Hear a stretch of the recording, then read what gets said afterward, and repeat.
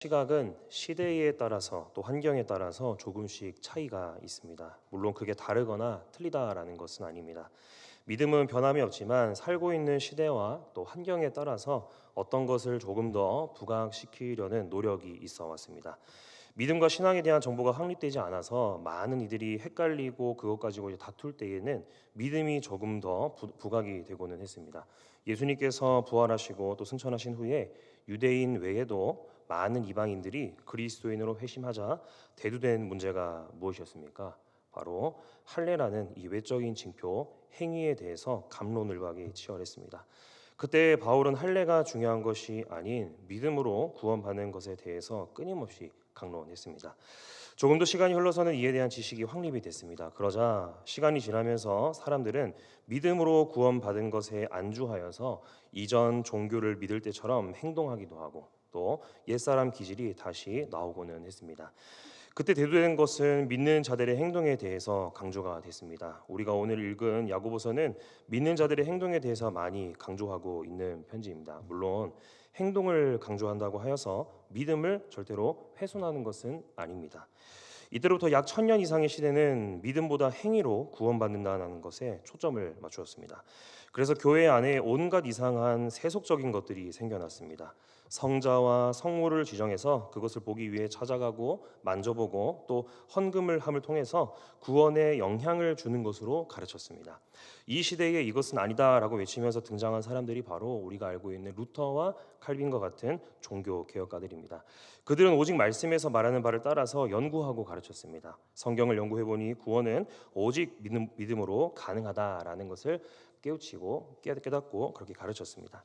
그래서 이들은 기존 가톨릭의 행위가 구원에 영향을 끼치는 공로 사상을 배격하고자 해서 믿는 자들의 행위와 또 행동에 대해서는 조금은 등한시했습니다.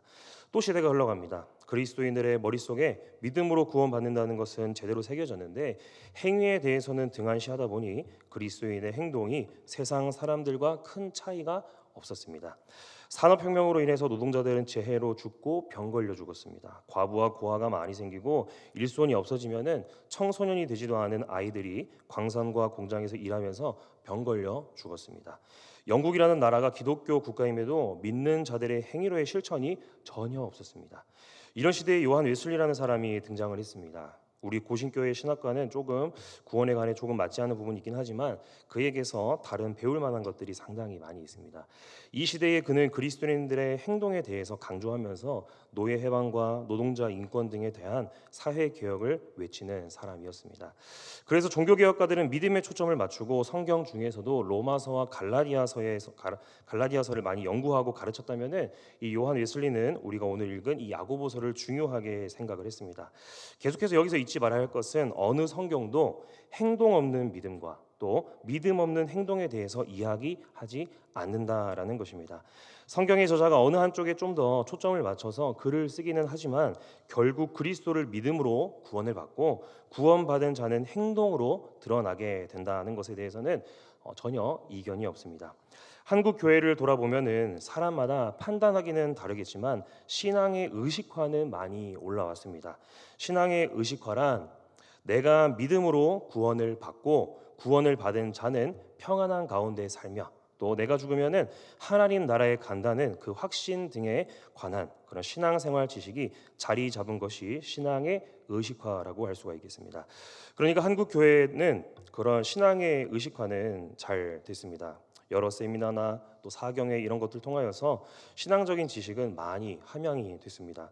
그런데 한국 교회는 현재 신앙의 생활화는 제대로 이루어지지 않고 있는 것만 같습니다. 신앙의 의식화가 잘 자리 잡으면은 내가 구원받은 자로서 생활에서 그런 모습이 드러나야 하는데 그렇지 못한 것이죠. 쉽게 말해서 믿는 사람이 믿지 않는 사람과 별반 차이가 없는 삶을 살아가고 있는 것입니다. 그래서 한국 교회는 신앙의 의식이 잘 자리 잡았지만 신앙의 생활화는 몹시 매우 부족한 상황이라고 볼 수 있습니다. 오히려 수십 년 전에는 더 잘 행했지만 점점 생활화가 안 된다라고 볼 수가 있습니다. 이런 시대 가운데 모든 성경의 말씀이 필요합니다. 그런데 그 중에도 이 야고보서는 신앙의 의식이 잘 자리 잡았지만 생활이 되지 않는 우리들에게 매우 필요한 말씀이다라고 볼 수 있습니다. 야고보서는 신약 성경에 등장하는 많은 야고보들이 있지만 저자가 헷갈릴 것 없이 아주 분명합니다. 예수님의 제자이자 사도인 야고보는 예수님께서 승천하신 지 얼마 지나지 않아서 순교했습니다. 이 성경의 저자는 다름 아닌 예수님의 동생 야고보입니다. 우리가 알기로는 예수님의 동생들은 예수님께서 살아 계실 때에 예수님을 믿지 않고 예수님을 무시했습니다. 그러나 성경을 기록했다라는 것은 예수님의 부활을 믿고 그 부활을 확신하는 사람이 됐다는 것입니다. 고린도전서 15장에는 부활하신 예수님을 목격했다는 수많은 사람들에 대해서 나열하고 있습니다. 그 중에서 15장 7절 말씀을 함께 읽어보겠습니다. 그 후에 야고보에게 보이셨으며 그 후에 모든 사도에게와, 여기 등장하고 있는 야고보는 예수님의 동생들 중에서도 그중 첫째인 야고보입니다. 살아생전 믿지 않았지만 부활하신 예수님을 만남으로 인해서 이제는 부인할 수가 없습니다. 사도 바울도 예수님을 믿게 된 것이 무슨 일 때문이었습니까? 부활하신 예수님을 그가 만났을 때부터 그의 삶이 변화가 되었습니다. 야고보도 마찬가지로 부활하신 예수님을 목격하고 나서부터는 그의 삶이 변화됐습니다. 야고보는 이후로 예루살렘 교회에서 사도 베드로와 또 사도 요한과 함께 지도자로 있으면서 말씀을 전하고 또 성도를 위로하고 교회에 큰 문제가 생기면 그것을 의논을 통하여서 해결하고는 했습니다. 이렇게 초대교회는 신앙의 의식화와 생활화가 함께 건강하게 자리 잡아갔습니다. 그러나 얼마 지나지 않아서 예루살렘 교회와 그리스도인들에게 큰 시험이 닥쳤습니다. 그 시험은 다름 아닌 어느 한 성도의 순교 이후에 생겨난 일입니다. 스데반 집사의 순교입니다. 우리 함께 말씀을 앞에 있는 말씀을 함께 읽어보겠습니다. 그날에 예루살렘에 있는 교회에 큰 박해가 있어 사도 외에는 사마리아 모든 땅으로 흩어지니라. 스데반 집사가 죽은 이후에 그리스도인이 가장 많은 도시였던 예루살렘에 대한 박해가 점점 심해졌습니다. 예루살렘에 있는 성도들은 그 시험을 피해서 온 유대 땅으로 또 혹은 먼 타국 땅으로 이주했습니다. 뿔뿔이 흩어져서 신앙생활을 해도 이들이 그리스도인이라는 것을 알면은 유대인들은 같은 민족이라고 하더라도 많은 어려움을 그들에게 핍박을 가했습니다. 그러면서 점점 사회생활, 경제생활에 어려움을 당하는 그리스도인들이 많아졌습니다. 야고보는 지금 그런 자들에게 편지를 기록하고 있습니다. 오늘 본문 야고보서 1장 1절 말씀을 성경을 보면서 함께 읽어보겠습니다. 하나님과 주 예수 그리스도의 종 야고보는 흩어져 있는 12지파에게 문안하노라. 아멘. 야고보는 자신을 그리스도의 종이라고 소개하고 있습니다. 자신이 주님의 형제임을 편지를 받는 이들이 이미 알고 있기 때문이기도 하지만 자신이 그런 삶을 살고 있기 때문에 일종의 신앙 고백을 여기서 하고 있습니다. 초대교회에서 이 그리스도의 종이라는 표현은 사탄의 종으로 살다가 예수님을 그리스도로 영접함으로써 죄와 사망의 속박에서 해방된 자를 그리스도의 종이라고 불렀습니다. 자신과 마찬가지로 죄에서 해방된 자들이자 본래 12지파에 속한 유대인 그리스도인들에게 야고보는 이 편지를 썼습니다. 야고보는 편지를 쓰기 전에 박해를 피해서 예루살렘을 떠난 성도들의 어려운 여러 소식을 들었을 것입니다. 어디로 간 성도님이 이런 어려움을 당했다고 합니다. 어디로 간 성도님은 믿지 않는 사람과 같이 이전의 삶으로 돌아갔다고 합니다. 어느 성도님을 믿음을 지키는 게 너무나도 두려워서 낙심 중에 있습니다. 라는 여러 소식을 많이 들었습니다.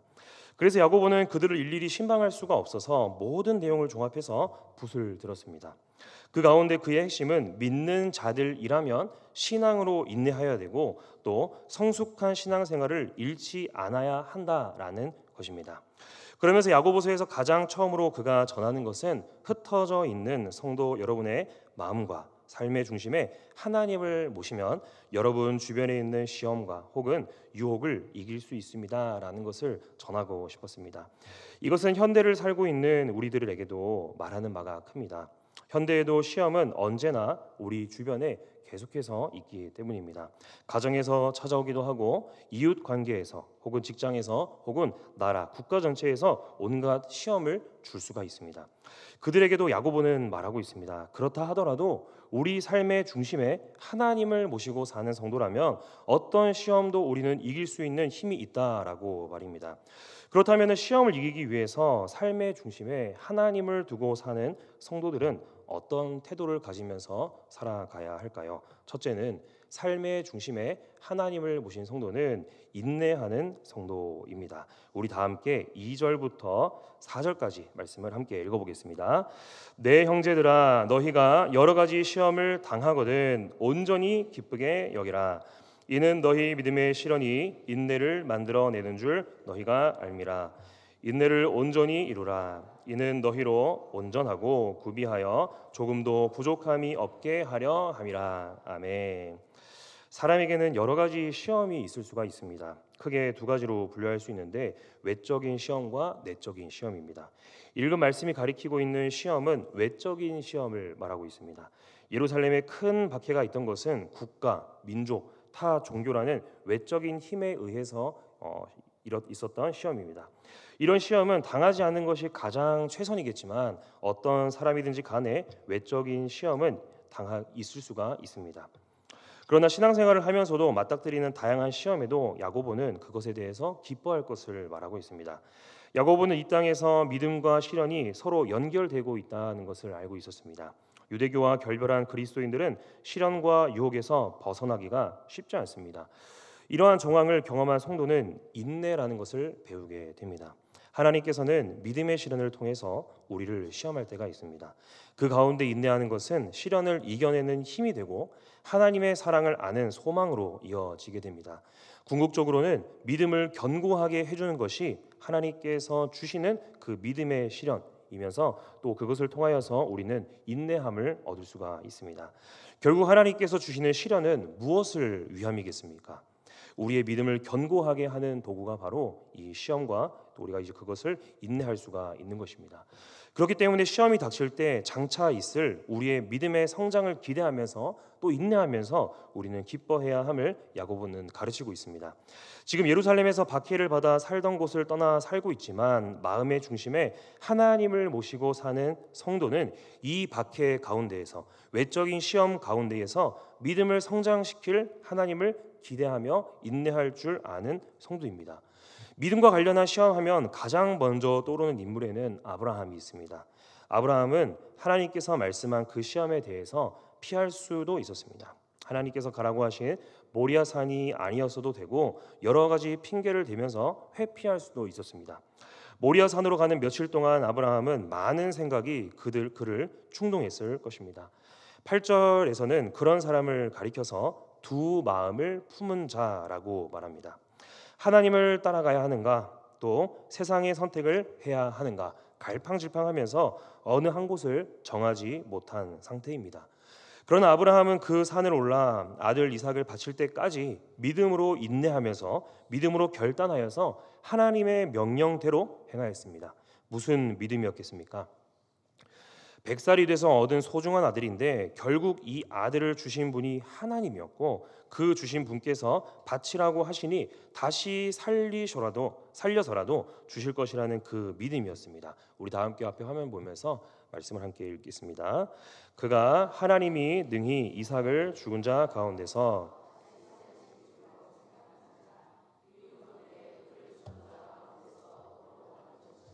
아멘. 하나님의 말씀을 들은 후 아브라함은 모리아산으로 가면서 마음 한 군데에 불안함이 없다고 할 수는 없었습니다. 두 마음이 있었겠지만 그는 인내하며 그 길을 걸어갔습니다. 그리고 다시 주실 그분을 확신하며 하나님의 명령을 따라 행했습니다. 믿음의 시험이 그를 연단하였고 믿음을 굳건하게 해 주었습니다. 인도 동쪽의 작은 섬나라 스리랑카라는 나라에는 종교 생활을 하지 않는 무교는 전혀 없고 불교와 이슬람교가 90% 이상이 있다고 합니다. 그중에 기독교에는 7% 정도 있다고 합니다. 2019년 부활주일에 스리랑카 성도들은 예배를 드리기 위해서 자신이 신앙생활을 하는 교회로 갔습니다. 그때 이제 그 스리랑카 현지 시각으로 오전 8시, 9시 그쯤에 예배 드리던 중에 6개 교회에서 폭탄 테러가 있었습니다. 이때 290명이 사망하고 500명 이상이 부상을 입었습니다. 테러를 일으킨 자들은 이슬람 극단주의자들이었습니다. 이 테러가 있고 나서 2년 후에 영국의 한 기독교 단체에서는 테러로부터 살아남은 부상자들을 대상으로 인터뷰를 했습니다. 그 가운데 많은 그리스도인들이 지난 일에 대한 슬픔도 있었겠지만은 살아있는 것에 대해 감사하고 자신들의 상처를 질문하는 이들에게 오히려 복음을 전하는 계기가 됐다라고 합니다. 또 그 가운데 다른 종교를 용서하고 섬기는 자리로 나아가고 있다고 합니다. 그리고 그들은 그 해에도 어김없이 부활주의를 두려워하지 않고 지켰습니다. 사랑하는 성도 여러분, 우리에게는 이와 같은 극적인 시련은 없겠지만 우리는 살아가면서 개인마다 다양한 믿음의 시련을 경험하고는 합니다. 누군가는 그 시험의 벽이 너무나도 크게 느껴져서 실족할 수도 있습니다. 그러나 그때마다 우리가 기억해야 할 것은 그 믿음의 시련 이후에는 반드시 하나님의 위로와 상급이 있으며 인내함으로 그것을 통과할 때에 반드시 우리를 온전하게 세워 주실 분이 바로 하나님이라는 사실입니다. 이 사실을 우리가 믿고 끝까지 인내하면서 우리 삶의 중심에 하나님을 모시고 사는 성도님들 되기를 주님의 이름으로 축복합니다. 세상의 많은 시험 가운데에서 이기는 성도는 또 어떤 태도를 가지면서 살아갈까요? 둘째는 삶의 중심에 하나님을 모신 성도는 기도하는 성도라는 것입니다. 우리 함께 5절과 6절 말씀을 함께 읽겠습니다. 너희 중에 누구든지 지혜가 부족하거든 모든 사람에게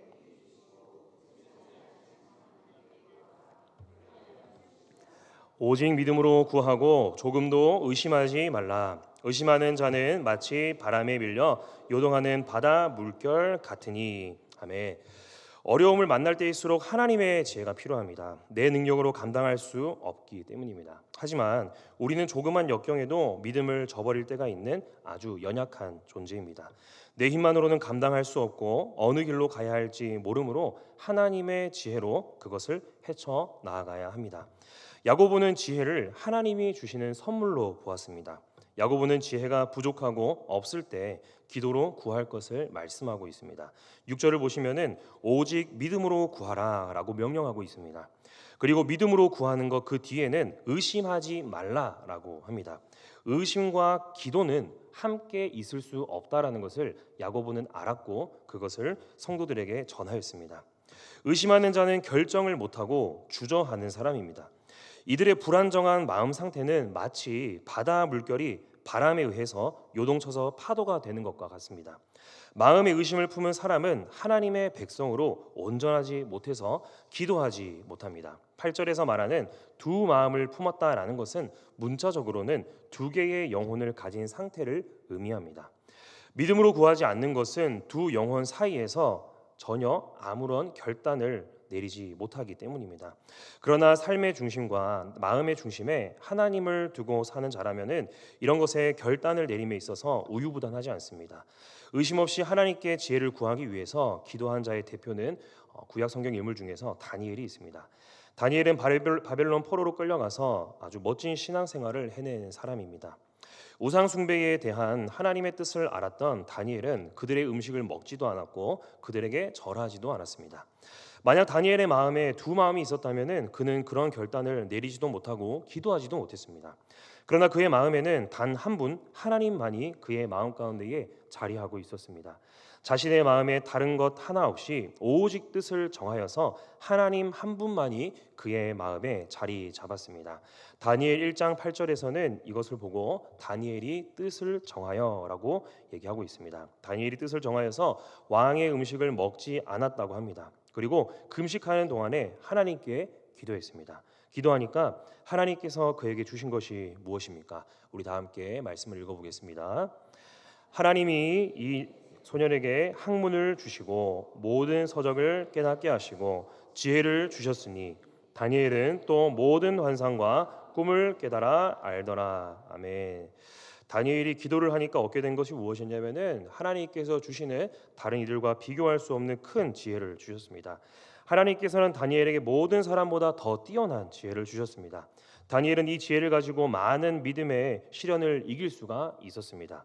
그리고 그 지혜를 통하여서 다른 사람들에게 미움을 사기도 했지만 이방인들에게 인정받을 수가 있었습니다. 그가 이 지혜를 어떻게 얻게 된 것입니까?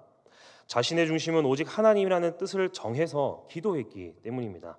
다니엘은 이후로도 다른 마음을 품거나 갈등한 모습이 말씀 가운데에 전혀 없습니다. 그의 중심은 오직 하나님이었기 때문입니다. 다니엘의 모습을 통해서 알 수 있는 것은 기도하지 않는 성도, 기도 못하는 성도는 결국 의심하고 두 마음을 품으며 산다라는 것입니다. 삶의 중심에 하나님이 없기 때문입니다. 지금 이 가운데에 수요 성령 기도에 오셨다면은 모두 기도하러 오셨을 것입니다. 이후에 우리가 기도할 때에 우리 마음 가운데에 우리가 다른 염려와 근심과 걱정을 내려놓고 오직 한 마음, 하나님만을 사랑하는 그 마음으로 기도하는 성도님들 되기를 축복합니다. 우리 삶의 중심에 하나님만을 모신 성도는 또 어떤 태도를 가지면서 살아갈까요? 마지막은 삶의 중심에 하나님을 모신 성도는 겸손한 성도라는 것입니다. 예, 우리가 함께 9절과 10절 말씀을 함께 읽어보겠습니다. 낮은 형제는 자기의 높음을 자랑하고 부한 자는 자기의 낮아짐을 같이 지나감이라. 아멘. 여기서 낮은으로 번역된 단어의 의미는 가난을 의미합니다. 야고보는 흩어져 있는 공동체의 구성원들의 열악한 상황을 잘 알고 그들에게 자기의 높음을 자랑하라라고 권면합니다. 이는 가난한 중에 인내함으로써 하나님께서 그들을 높여주는 것을 기억하며 매일매일 살라라는 말입니다. 가난한 자에게는 영적인 소망을 기억하면서 그것을 자랑하라고 한 후에 부한 자에 대해서는 낮아짐을 자랑하라라고 권면하고 있습니다. 이 땅의 소유가 영원한 소망 앞에서 한없이 작기 때문입니다. 풀의 꽃과 같이 재물은 영혼을 소망하는 삶 앞에서는 지나가는 것일 뿐입니다. 지나간다라는 것은 소멸된다라는 말입니다.